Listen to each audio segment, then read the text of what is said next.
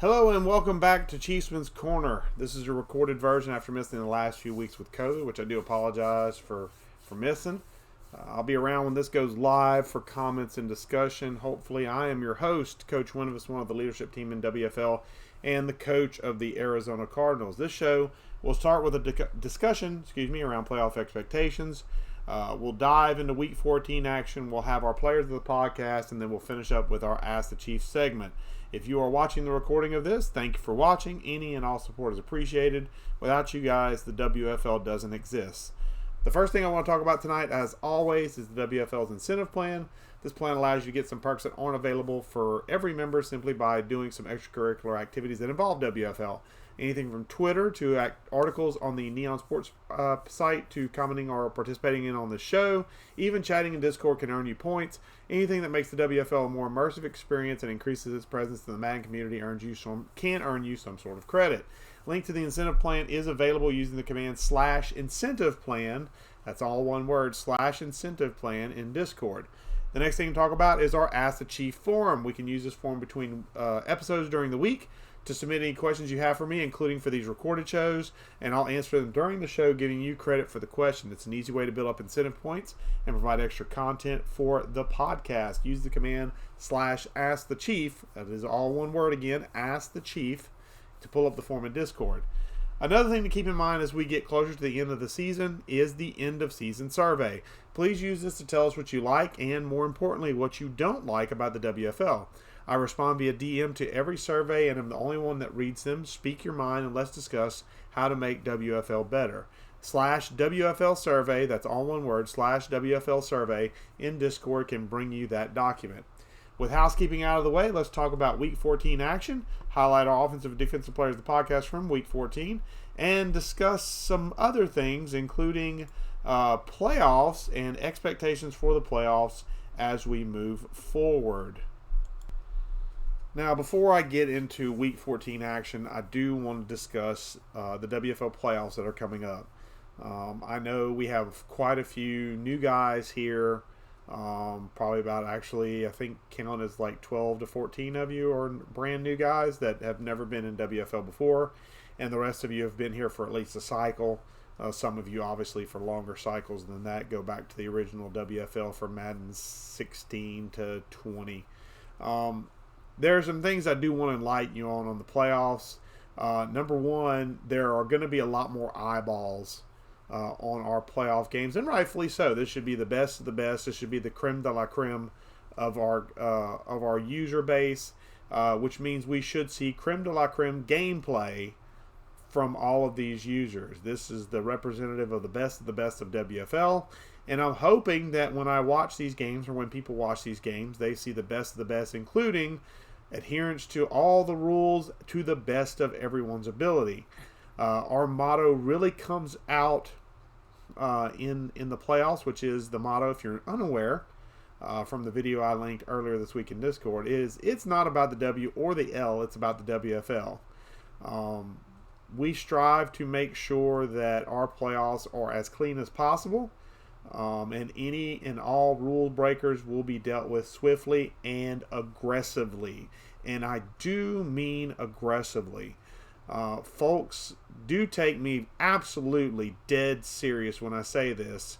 If you break rules in the playoffs, even if you've never broken a rule before, if you have been a clean sheet whistle person, you've never even had so much as a sniff of a violation, but you make the playoffs and you have a violation in the playoffs, it is automatic suspension of players. There is no warnings in the playoffs. It is automatic suspension of players, and if you've had suspensions during the season, they will be greater than if you didn't have any at all. But do be aware that suspensions are a thing in the playoffs. The PA has been instructed and is aware, and I will tell you this PA in particular this season is more aggressive than most, which I do like to a certain extent. So do not be surprised at all, even if you do a violation. If it's something that's egregious enough that the PA feels like you need to have players dealt with and you need punishment, it is automatic suspension. There is no warnings in the playoffs. So I expect everyone who is making the playoffs whether you know you're locked in and going to be in there, or whether you're fighting for it right now and treating every game right now as a playoff game. Also treat it that way as you should every game in the gameplay department as far as rules adherence. Because I promise you the PA and other eyes will be watching. Do be aware also that anyone can report a gameplay violation. The only rules around gameplay violation reporting is that if you are participating in the game, in other words, you are one of the two users involved, you must wait 12 hours. However, if you are not involved in the game, you can post immediately, and I would appreciate it greatly if I had a, quote, neighborhood watch, especially around the playoffs, as far as rules violations go. It will keep everybody on their toes. It will keep everybody playing at their best behavior, and it'll keep our playoffs nice and clean. And whenever we crown a WFL Bowl champion, we can feel proud and say that this person represents the best that the WF has to offer, both from a user standpoint and from a rules adherence standpoint. So again, I want to emphasize this is mainly obviously for the playoff bound folks, or the folks that fight and get their way into the playoffs. First off, congratulations if you're already kind of locked in, or congratulations if you get there eventually in the end. But do be aware that any violations of any rules in the playoffs will result in immediate suspension of players. And do not be surprised if it's potentially for the entire playoffs. We want to make sure that our rules are adhered to fully, and to punish in the playoffs is one of those things that it does suck whenever rules violations occur that causes someone to lose, especially in the playoffs, because that's the time whenever feelings are most hurt. Is during that playoffs, because it's very hard to make the playoffs. Only a certain number of teams get in, 14, 7 on each side, 7 on each conference. So whenever games are won and lost due to rules violations, I can promise you there are definitely some folks that get more hurt than normal, and rightfully so. You've worked hard to get there. If you've done things the right way to get there, and then you feel like you've been cheated, and you have been cheated, suspensions is the least we can do.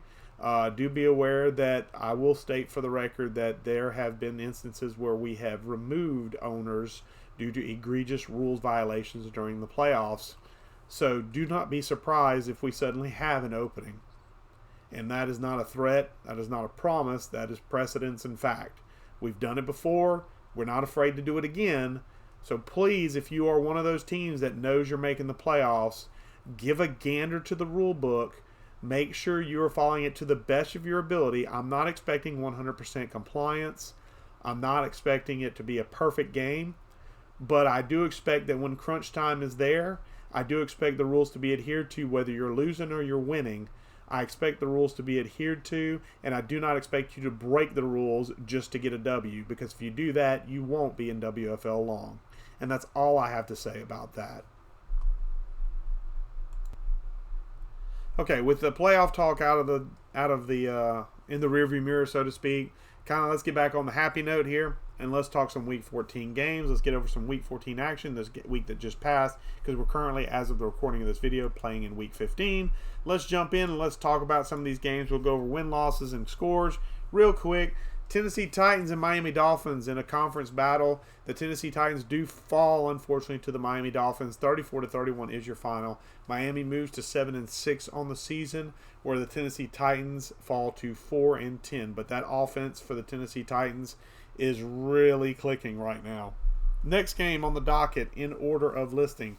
Vikings get a offensive win over the Raiders. 49-44 is your final.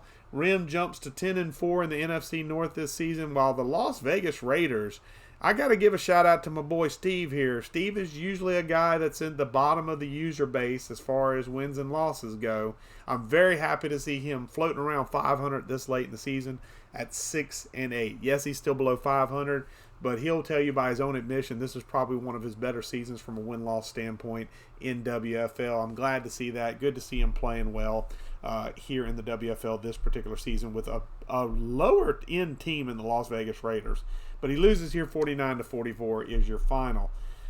Carolina and New Orleans in an NFC South battle, and the Saints pull it out by a touchdown over the Panthers 30-23. And a little bit of an upset, but that's not really an upset when you have someone who has won a WFL Bowl here in Kendro and the Saints. The Saints move to 9-5, and the Carolina Panthers fall to 10-3. So the Saints are within striking distance here of the NFC South lead, but they're going to need Mr. Know-It-All and the Panthers to kind of fall back to the pack a little bit. And it's hard to see that with as well as he's been playing with Bryce Young this season. Didn't have a good game here. Threw 3 interceptions, if I'm not mistaken, looking at the stats, but was a game that hopefully Bryce Young forgets about and he gets right back to his winning ways next week. As I said, Carolina 10-3, Saints 9-5. Very tight NFC South action right there. Game of the week action, which the 49ers would have told you shouldn't have been game of the week, but it was voted that way by a few people. Seahawks go to San Francisco and Santa Clara and put a whooping on the 49ers. 42-14 is your final here. The division-leading Seahawks move to 9-4 on the season, whereas the San Francisco 49ers fall to third place in the NFC West with a 6-7 record. Jaguars and Browns. I do believe this was a CPU simulated win because at the time we did not have a Browns owner. 38-31 is your final here. The Jaguars and Coach Cheskei moved to 9-4, whereas the Browns, now owned by Manny Singh, moved to 7-7, on the season. In a very, very tight matchup, your New York Football Jets go to 7-6 on the season with a 31-30 win over the Houston Texans. New York and the Jets move to 7-6 as stated earlier, whereas the Texans fall to 5-9 and kind of fading, unfortunately, after a good start, kind of fading there in the AFC South. Doubling up on the Cowboys are the Eagles. 42-21 is your final here. The Eagles and T-Hoof, after taking over a team that I believe started 1-6, now sitting at 5-8. So he's been on fire since he's taken over the Eagles. Not surprising. He had the Browns rolling a good bit before his Eagles came open. And the Cowboys and Johnny Football fall to 3-10 on the season. He will be up for the Sportsmanship Award, but unfortunately it looks like the Cowboys are going to be watching the playoffs from home for Season 6 of WFL / Madden 24's first season of WFL action. In a tight game, the Giants and the Packers face off, and the Giants come out with a 7-point win. 23-17 is your final, or 6-point win, 23-17 is your final. The Giants and Coach Clyde move to 9-5 on the season, while the Green Bay Packers fall to 5-8. In an NFC North matchup, Detroit Lions, Chicago Bears. This one ends up in the Bears' favor by 5. 34-29 is your final. Coach Smash and the Bears move to 6-8, crawling their way up the ladder, but it's going to be a tough slog. Unfortunately, too little, too late to make to the Vikings at 10-4, and Detroit falls to 4-9 on the season. I think they're hoping for a rebound next year with a good draft class.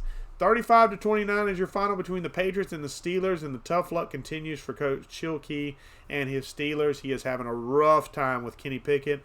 I'd be willing to bet dollars to dimes he will be looking for a new quarterback in the offseason to replace Mr. Pickett. The Steelers do fall to 4-9 here, and the Patriots climb back up to 4-9. Good to see Jordan get himself a W in New England there for Season 1, getting Mac Jones ready for Season 2 of Madden 24 action.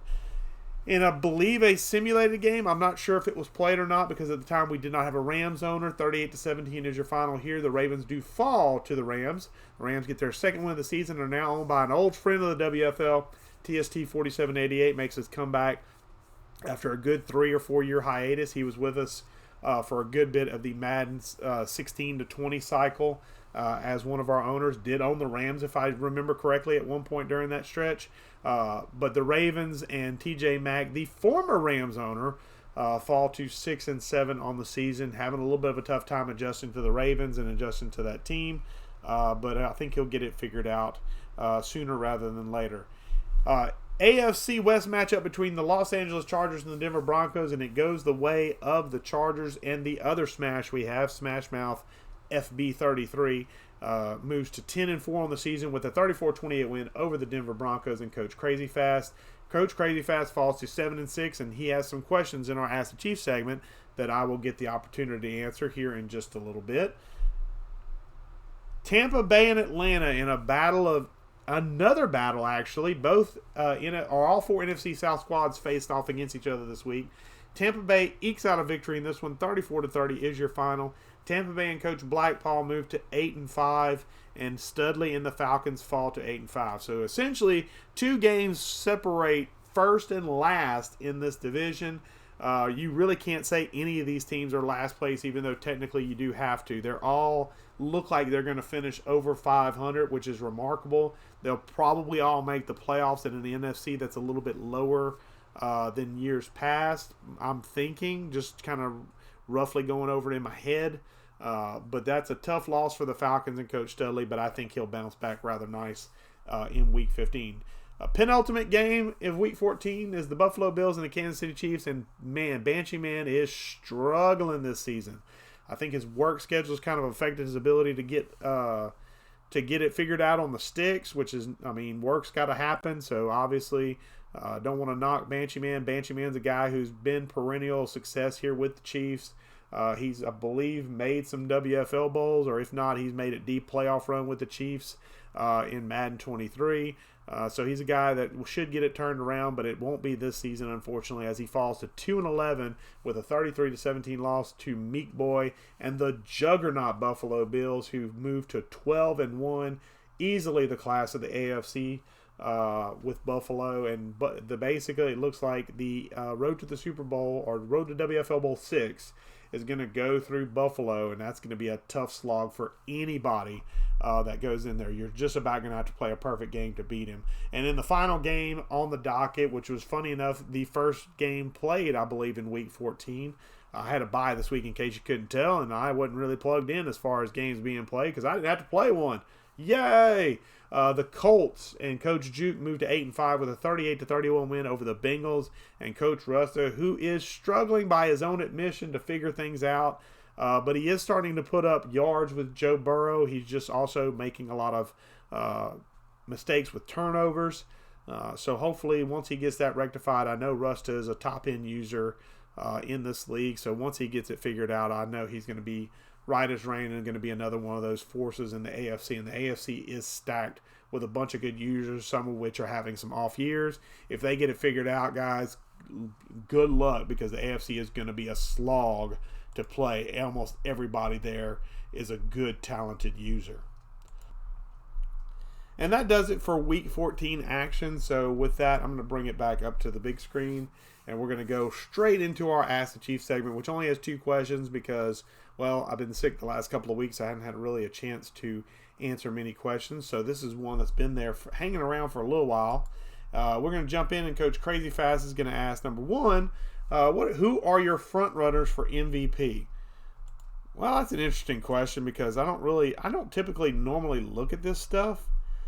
Mainly because it doesn't really affect me because I don't have a vote in this particular setup. Actually, it's our WFL media that votes on this. But as we bounce into the page here to kind of look at some stats, I'm going to scroll down here in just a second to pan over those stats as I close out some other tabs behind the way, if you'll excuse me just a second. Derek Carr is the easy candidate at quarterback. Will Levis, if he had more than 4 wins, I would put Will Levis up there easily. But Kenro's got Derek Carr humming, unlike in real life. Maybe Kenro needs to go down to New Orleans and be an offensive coordinator for my Saints. Can't really give it to Burrow with too many interceptions. I'd probably, if I had to go quarterback, I'd lean Kirk Cousins. Kirk Cousins is almost 4,000 yards, 33 touchdowns to 20 picks. Which in a Madden year is not too bad, but he's also on a team that's leading his division at 10-4, the Minnesota Vikings. Could also give it up to Jonathan Taylor, who is a game behind the AFC South lead, but has 1,600 yards and 12 touchdowns. Again, Derrick Henry, if his team was doing better, he'd be right there as well potentially. You also have 2 Tennessee receivers in the top 5 receivers. So I mean, the Tennessee offense is, if they could get a stop, they everybody would be MVP candidate worthy. You could also say Chris Olave is just killing it as a wide receiver, almost 1,700 yards in only 13 games with 11 touchdowns. Justin Jefferson's right there as well, but Olave is head and shoulders above. I mean, there's a lot of good candidates in there for MVP. I'd probably say right now, My front runner probably would be Derek Carr because he's distributing the ball rather well. But it's hard to argue maybe with Will Levis. Even as a player on a 4-win team, how can you argue against Will Levis? He's second in the league in passing yards. He's clearing away the touchdown leader with 37 touchdowns. Now, granted, yes, he has 28 picks, but as a rookie, I mean, that's a pretty solid number. And then you've got the second leading rusher on that offense. You've got the third and fourth leading receivers yardage-wise. I mean, this offense is clicking, and that all goes through Will Levis. It's kind of hard to ignore Will Levis at this point if you want to know the truth, in my opinion. And then for the second question, which is a little bit of a selfish question for Crazy Fast, who should the Broncos draft in the WFL? Well, Crazy, I got to look and see what you have. I know you're a Broncos fan, so that makes it a little bit tougher for me because I don't know who you might have emotional ties to, and that's the reason I don't play with my team, which is the Saints, in these leagues, is because I get emotionally tied to players, and I will keep them way longer than I should and not trade them for anything short of an illegal trade, basically. So that's why I don't use my team in these leagues. You've got Russell Wilson, who's aging, 34 years old, but he's under contract for another, I think, 5 years after this one. So unless you get enough to get Loomis Magic and cut him and look at a quarterback of the future, you're going to have him for at least another year. Maybe you go quarterback in that draft. I've got you highlighted. Obviously, you probably see what I've got you highlighted for. But if you look at quarterbacks, there's a top 3 quarterbacks on the board. Reggie Nance, Conrad Clemens, Artie Hill. All those are guys that could potentially be game changers and franchise changers for you. They were listed as, I believe, 3 of my top 5 scheme quarterbacks as far as in this draft in Buckman's big board. But you also have, if you want to wait a little bit, you have a high-graded guy in Lance Lenz, who's an undrafted free agent, who's 5'11", 210. Kind of sounds a little bit like Russell Wilson, doesn't it? And then you also have Samuel Cager down here as another potential undrafted free agent, more average size at 6'1", 220 in the scrambler mold. So if you're looking for somebody who can run around a little bit, make some stuff happen with their legs, you've got Lenz and Cager. But if you're looking for somebody who's more of a standard pocket passer, then you're going to be looking at Nance or Clemens. If you get a pick that can get them, that's going to be the next problem you have is I could see you potentially barely missing out on the playoffs. So you'll probably have anywhere from a top 13 to 18, 19 pick. So depending on who needs quarterback above you, and again, I don't know the draft order right offhand, but you could lean on one of these quarterbacks if you wanted to go quarterback in round 1. However, looking at your team, I looked at another spot. Wide receiver, you are stacked to the gills. You don't need wide receiver. You're pretty solid. I don't know your contract situation as far as offensive line, but it wouldn't hurt to maybe look at an offensive lineman, particularly a center, if you want to go that route. And if you want to go that route, then you could go with like a McIntosh, Callaway. These are guys that'll probably be there at that 14 to 19 selection. Not many folks like to grab those unsexy offensive linemen, so that could be a pickup for you. The other position I looked at, which I think would be more in your speed, corner, because after Surtain, Casey Hayward's 33 years old. You're probably going to let him go. Your next corner is a 74 overall at 5'11". He's got speed. You've got speed for days in the secondary. Not a lot of, well, a little bit of talent. Maybe you try and grab something that's a little bit more talented right out the gate. And for that, I'd probably suggest at your pick range, you could probably look at potentially George Womack, maybe a Roman Middleton if you're looking for a bigger, more rangy corner. If you're looking for somebody who can basically run around and keep up with folks, maybe like a Tim Dyson, Jaden Reed, or even a Keon Rowe down here who's listed as a round 2 to 3 prospect. Those are a little bit smaller guys. I personally don't prefer smaller guys, so that might be something that could be on your radar. All these guys grade out pretty highly. To give you an idea, Evan Carroll, who's currently on the Colts, I believe his BASQ rating was a 74, and he was high and away the highest graded corner in that draft class. It was about a 10-point clear. As you can see, there are 2 people that actually meet or exceed 74 right there. You've got a guy at 71. You've got a couple of guys at 67 and 69. A couple of guys at 65 just in this top-end selection. So you do have some meat on the bone there, depending on what you're looking for from an athleticism standpoint. And I think any of these guys, short of Woods and Callahan, could potentially be gettable. And I'd suggest corner for main reason of everybody's throwing the ball this year. Get some corners to play a defense against those wide receivers and have as many corners as you can, because it never hurts in the WFL, which has been and is still a passing based league.